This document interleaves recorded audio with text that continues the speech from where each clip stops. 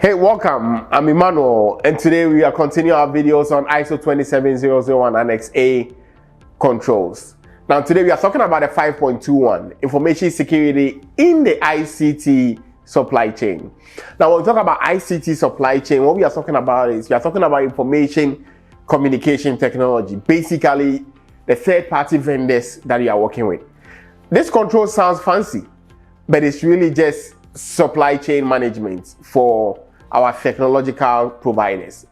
If you already manage third parties, or if you already have third parties to your environment, you are 90% there. And so it is easier to be able to do this. Now, what is this control really saying? The Annex A 5.21 is about managing risks from ICT suppliers, like your software vendors, your cloud services, or your hardware providers, and so on and so forth. Now, these suppliers handle your critical system and the data. At its core, it's same as any third-party risk control, but this time around, just focus on your technology partners. And when we talk about the third-party risks involved, we are just saying the potential issues from our external partner. How do we handle those kind of issues? Why is this new? Or why do we say that this is a little complicated? Now, this control repeats what supplier management principles, this time around with an ICT label. And ICT is just a term that I explained to you to represent your group of vendors. So don't overthink it. How do you address or how do you treat the risks that is involved with your technology vendors? Now, let's get into it. What do you actually need to do? First, you need to include an ICT vendors in your supply register. So you need to have a supply chain register or a third-party risk register of all your ICT vendors, of all your third-party vendors. You need to list your providers alongside all the other suppliers that we have. 2, you need to be able to perform risk assessments. Now, I'm sure by now you've heard a lot about risk assessment. What we are saying risk assessment, what we are saying is that you are just trying to evaluate the impacts, the sources of your threats, the impact of your threats, and what kind of control that you can put in place to be able to address those. And that is how critical is their services also to you. And you are also talking about the kind of information that you are going to handle. How sensitive are those information? Then now you determine what we call the risk factors. That is the business impact and your data classification. Now, the third thing is you need to be able to maintain an up-to-date agreement.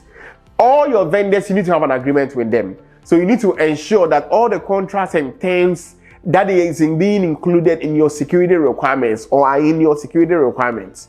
And so you need to have a formal document outlining those responsibilities and a signature appended to it. Then you need to have check certifications and reports. What do I mean by that? You need to refer, do they have a PCI or are they going to process PCI data? Do they have a PCI certification? Do they have an ISO 27001 certification?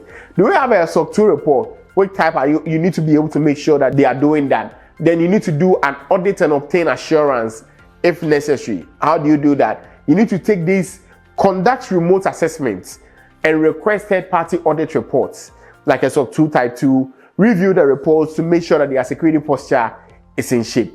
Now, what are you supposed to watch out for, or some of the common mistakes when it comes to this control? Now, during an audit, the auditor is looking out for whether you have no contract or outdated terms and conditions. So agreements must reflect the current services and security needs that they are providing. Sometimes also, the auditors might look out for whether there's any missing IP and data ownership in your agreements. So you need to clarify who owns this IP address or this code or this data or this output.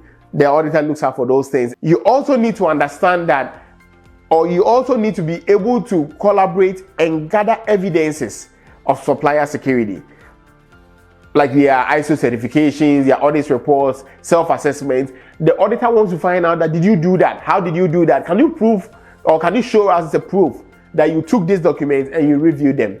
Then the last one is lack of documentation. Now you need to document every step of the way, the assessment, the decision that you made, the approvals, the ones that you didn't agree on. You need to have a proof and audit trail so that when the auditor comes about, he'll be able to get it. And those are the things that the auditor looks out for when they come to be able to audit you for this control. Now, the Annex A 5.21 simply says that treat ICT suppliers like any other third party. Include them in your risk processes. Now, you need to be able to maintain the consistent treatment Leave no gaps in your security program. Make sure that you are doing the same thing for every vendor at every time. If you already manage the supplier risks, just ensure that your tech providers are also covered.